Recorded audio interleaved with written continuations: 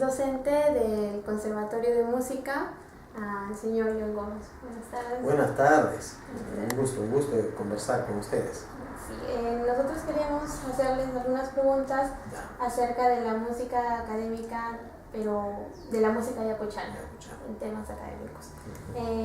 ¿Nos podría explicar, por favor, acerca de cómo funciona la armonía, el ritmo, los compases en la música yacuchana?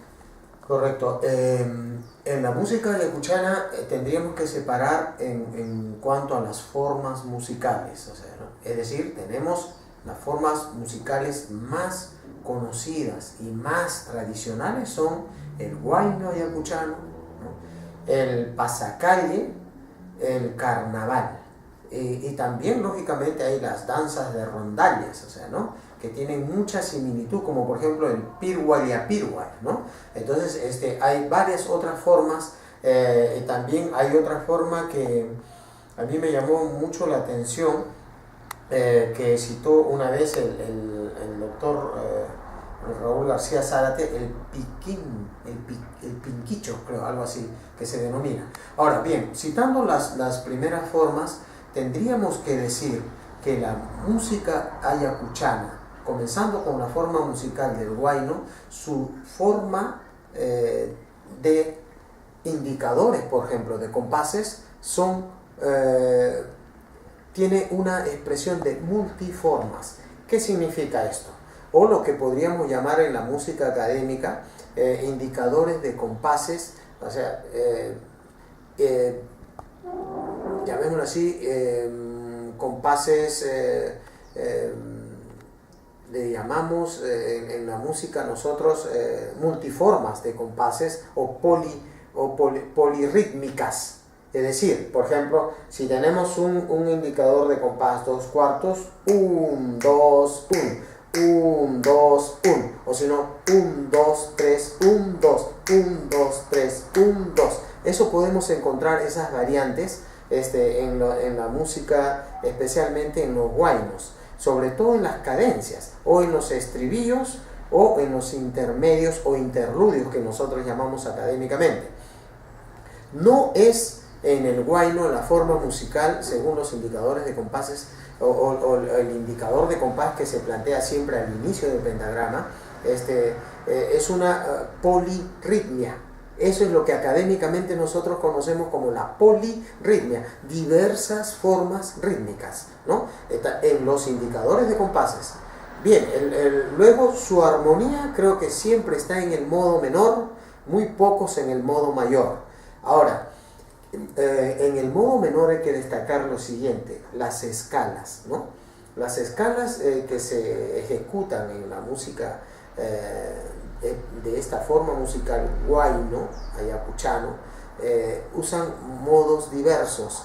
No tienen los modos estrictos universales occidentales de la música académica, pero sí trabajan en los modos menores, como la escala del modo menor antiguo, escala del modo menor melódico y armónico. Ahora, hay variantes. ¿En las variantes en qué? En las cadencias. O sea, las cadencias son muy relativas, ¿no? Yo creo que esto podríamos analizarlo con más detenimiento si, por ejemplo, analizamos una obra de transcripciones de música ayacuchana o especialmente del huayno ayacuchano. Yo podría decir eso respecto al huayno.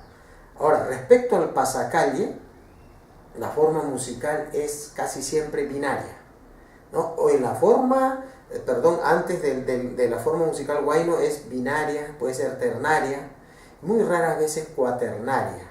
Ustedes me entienden, binaria es de dos tempos, de dos acentos, fuerte, débil, ternaria, fuerte, débil, débil, cuaternaria, fuerte, débil, semifuerte, débil, ¿no? Pero esta combinación sí se da en el huayno, de un binario con un ternario, y es más, a veces solamente compás de un tiempo, ¿no? Entonces eso también se da. Ahora, en la forma musical de la llamada del género pasacalle es totalmente binario o cuaternario, o sea,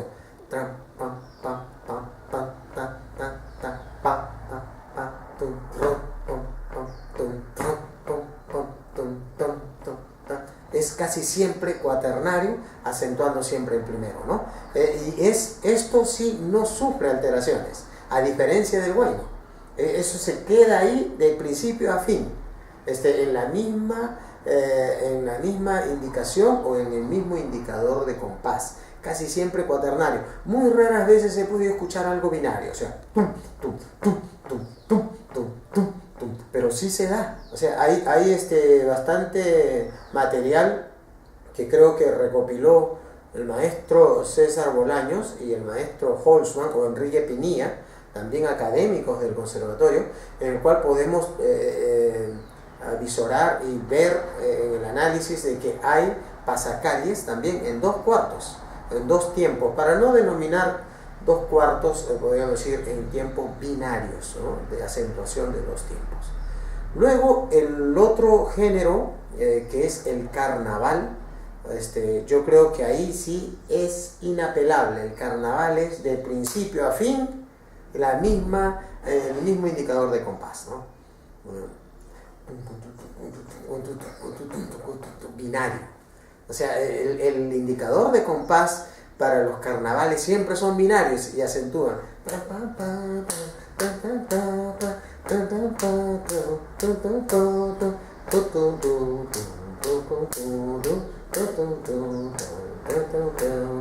Ahora decimos académicamente binario, pero esto se puede desdecir, aunque parezca contradictorio. ¿Por qué?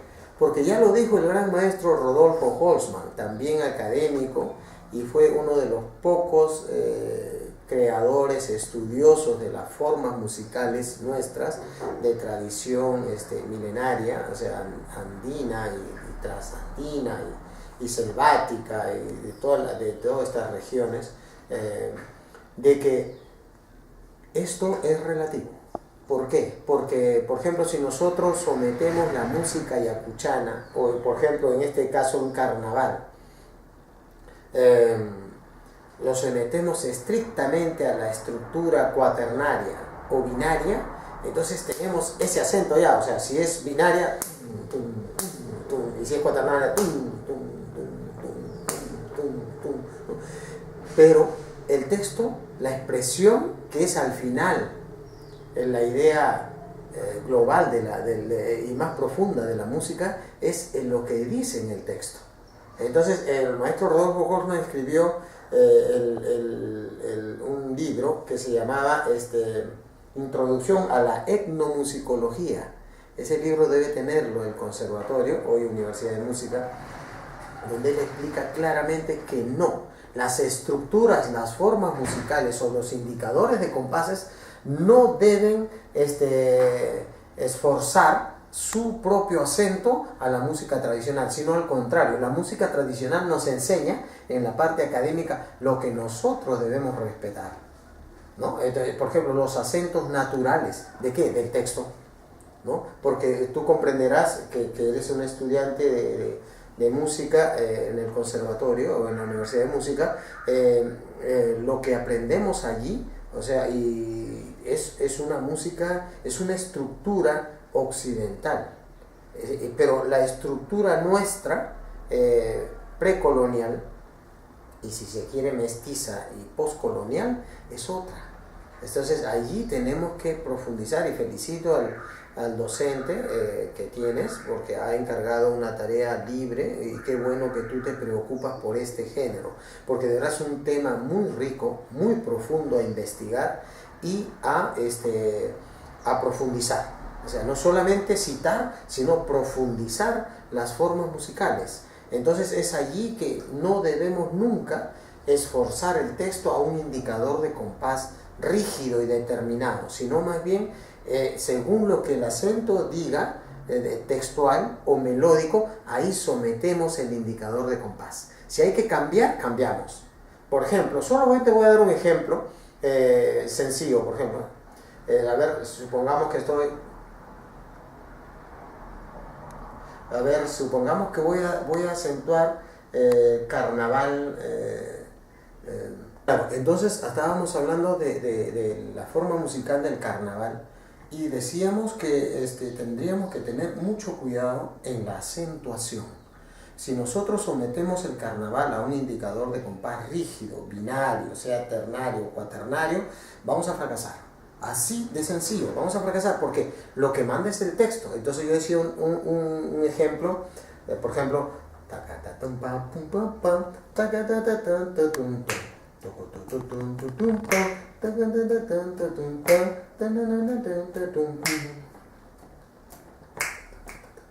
y además, ¿qué sentimos internamente?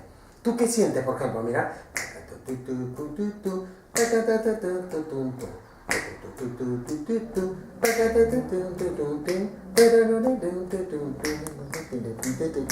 Mira, cambió. De 4 cambió 1, 2, 1 a binario. De cuaternario a binario. ¿Pero qué sientes internamente?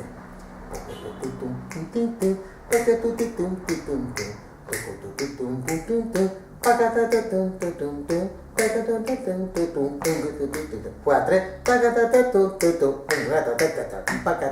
O sea, 4, 3, 2.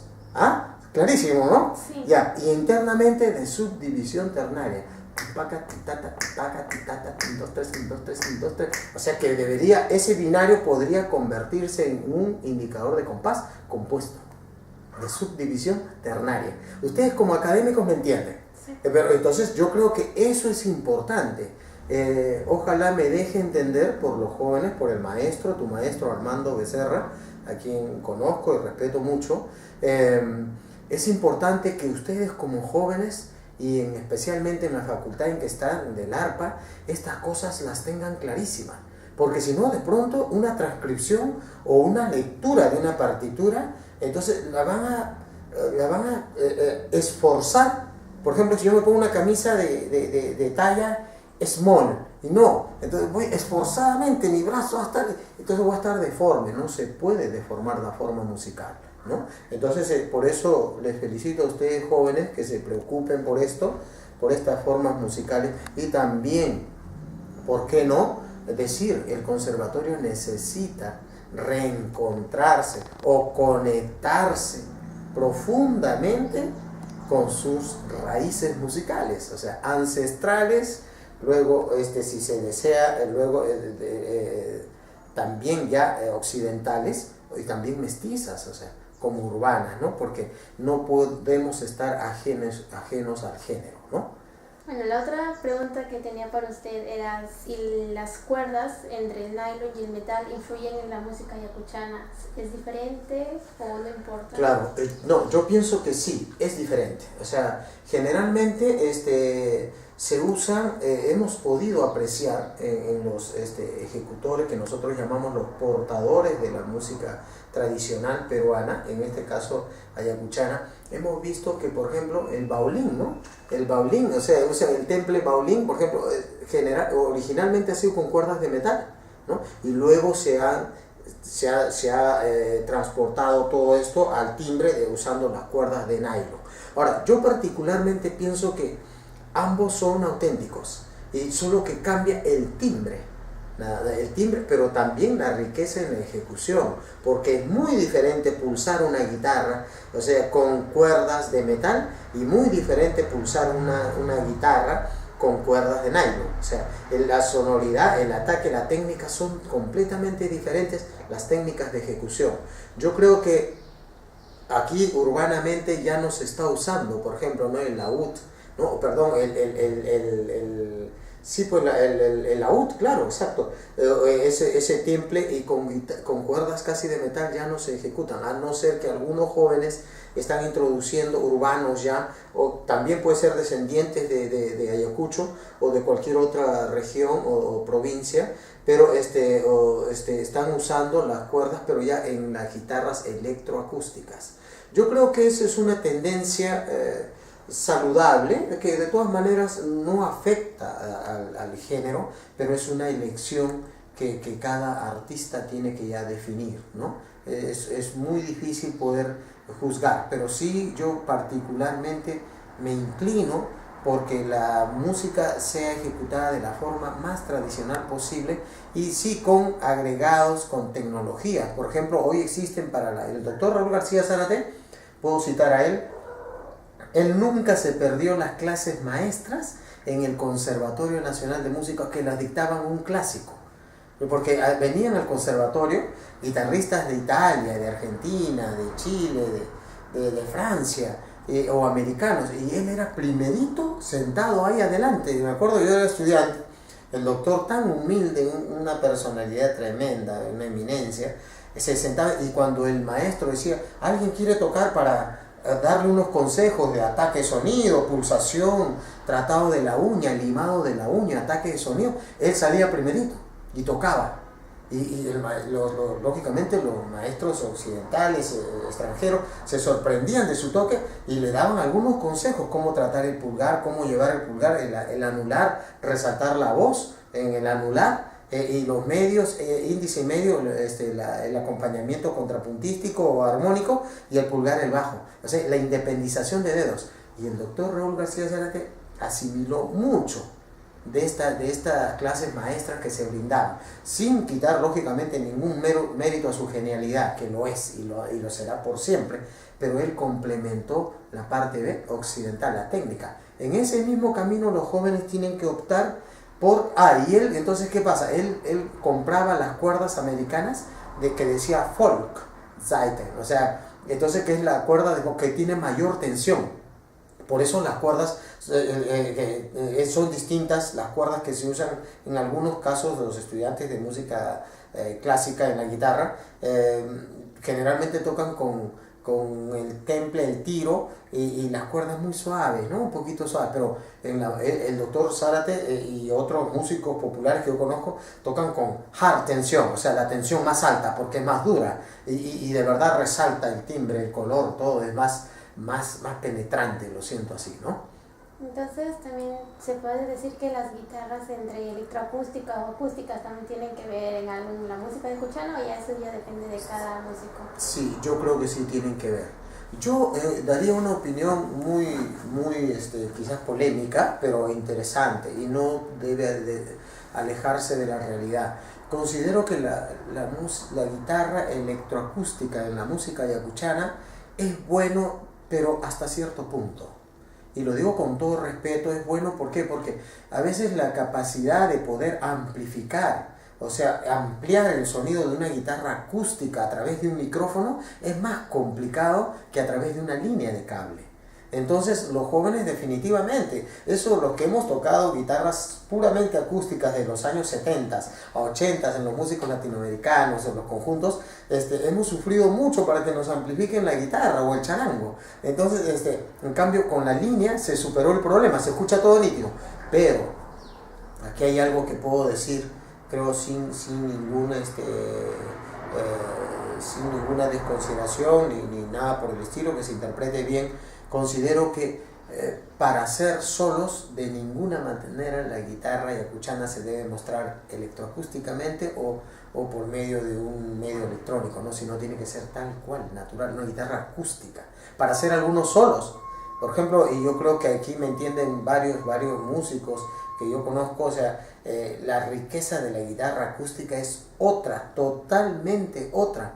Su timbre, su profundidad, su expresión, su magia es diferente en lo acústico que en lo electroacústico. En lo electroacústico pierde esa magia, ¿no? Pero los jóvenes lo usan porque no hay otra forma, creo, de que ellos puedan escuchar bien, porque hoy conectan batería, bajo eléctrico, todo. Entonces ya están en un medio más electroacústico, ¿no? O electrónico. Sí, y entonces, regresando al tema anterior también, ¿cómo se debería usar, cómo es la forma que se usa el bordón en la guitarra ayacuchana? Muy buena pregunta. O sea, yo pienso que el bordón es fundamental en la música ayacuchana y hay que tener mucho cuidado. O sea, yo pienso que se tienen que respetar las formas musicales. Los jóvenes de hoy no están respetando las formas musicales, y se lo digo con un ejemplo bien académico, clarito. Por ejemplo, no es lo mismo un huayno ayacuchano que un huayno cusqueño, o un huayno arequipeño, o huancabelicano.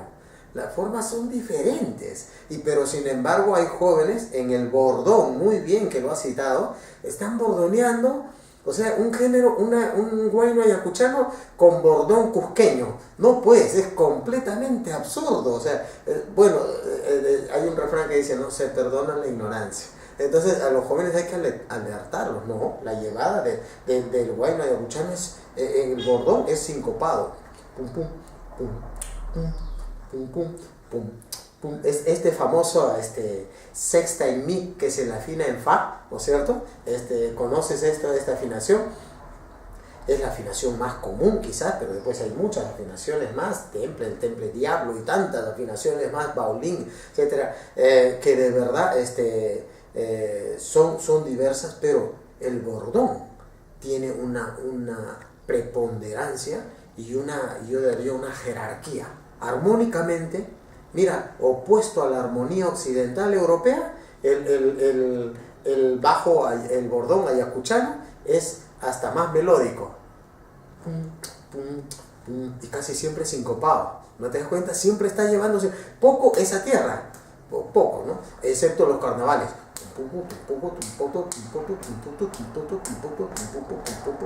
¿No? Excepto, ¿no? Pero después en el huayno no, hay una riqueza enorme. Ya en los carnavales puede decir que usamos el tresillo. Claro. El tresillo y el huayno, el bordón ya son las síncopas. La síncopa, perfecto, claro, buen resumen. Claro, exacto, así es, con sus acentos, ¿no? Porque tú sabes que el tresillo también tiene su acentuación natural, de su división ternaria, ¿no? Pero a veces en la música popular nos podemos escuchar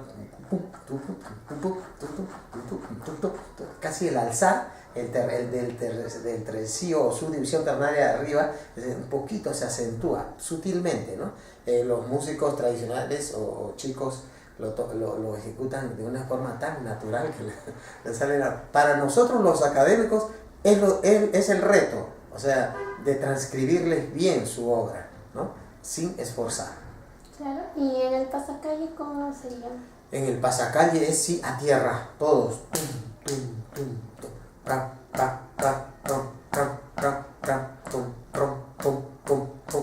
No se debe, en mi modesta opinión, no se debe llevar a la síncopa, el bordón, sino todo a tierra.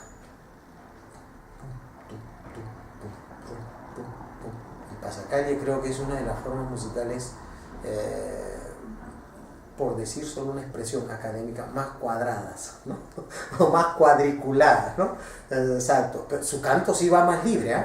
Su canto va más libre, o sea, muy sincopado y fuera, pero su rítmica, su estructura es clavadísima.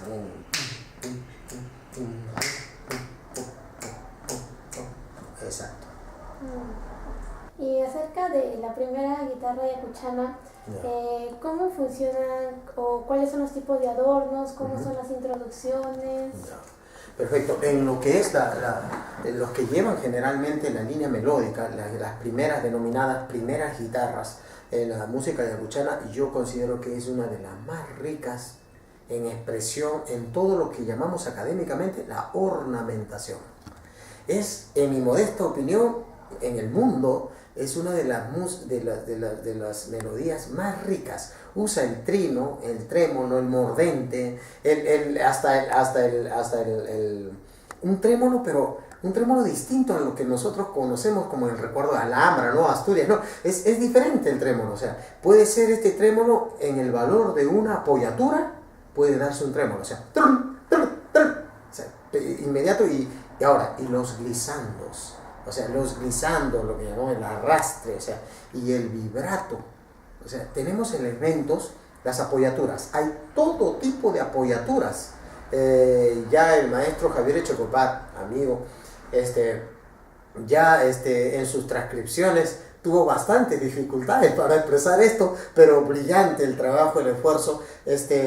Ahí ya él tiene que hacer, antes de poner la obra escrita, tiene que hacer toda una explicación, una hoja de las articulaciones, porque todo esto en la guitarra ayacuchana, como lo tienen los guitarristas ayacuchanos, como lo tiene Raúl Gómez, como lo tuvo el doctor Raúl y otros guitarristas brillantes en el género ayacuchano, o sea, tienen un universo, vamos a denominarlo así, un universo de articulaciones, de apoyaturas, y de ornamentos que enriquecen toda la música, y es bastante profunda, o sea, muy sentida. Yo creo que yo siempre he dicho, o eres de allá, del lugar, para que tengas esa profundidad de expresión, o si no te has empapado de ellos bastante, te has nutrido tanto de ellos que te sale y hablas hasta como ellos, ¿no? Esa es la compenetración, la hibridización de esto, ¿no? Es brillante, en mi modesta opinión, son los mejores exponentes en riqueza de articulación de la guitarra. ¿Sí? Y en cuanto a la segunda guitarra, ¿cómo funcionan los acordes? Bien, yo creo que en su tradición generan el acompañamiento llamado la guitarra rítmica, ¿no? El acompañamiento de la música ayacuchana generalmente está basado en acordes simples, fundamentales, muy pocas inversiones, ¿no? Académicamente hablando, o sea, máximo hay unas séptimas, ¿no? Menores séptimas o mayores séptimas, ¿no? Y muy pocas otras progresiones de acordes, pero yo creo que sí hemos podido escuchar últimamente que hay bastante introducción de acordes, de progresiones con más juegos armónicos, ¿no? Por ejemplo, se está jugando bastante con las notas de paso, los acordes de paso, los acordes de dominante, las sensibles, ¿no? Entonces, que un poco enriquecen el género, pero yo creo que deberían quedarse en dos aspectos. Uno es la tradición, respetar los acordes fundamentales por tradición, y luego los otros acordes que son ya más por innovación. Siempre creo que, yo al menos particularmente pienso, Cari, de que es importante nunca rechazar, o sea, la inquietud de los jóvenes. O sea, esa sed de explorar nuevas formas, nuevas sonoridades, pero sí creo que es fundamental con conciencia, o sea, con conocimiento. O sea, no poner porque a veces me ocurre, porque de pronto puede sonar algo tan fuera de contexto, fuera de lugar, hasta irrespetuoso. Algunos acordes son irrespetuosos para ciertos géneros musicales, ¿no? Sí. Bueno, y para finalizar esta entrevista, para usted, que la música ayacuchana se dice que es sentimental. Sí, muy profunda, muy sentida. Sí. ¿Por qué usted cree que la música ayacuchana es muy sentimental? Tiene mucho sentimiento, ¿no? Porque es un pueblo muy rico y muy sufrido también. Un pueblo muy golpeado, pero a la vez guerrido. Es un pueblo de extremos. O sea, lo puedo con todo respeto decir en el mejor y en el sentido más profundo y sano de la palabra. Es un pueblo además ingenioso, o sea, muy ingenioso y también orgulloso.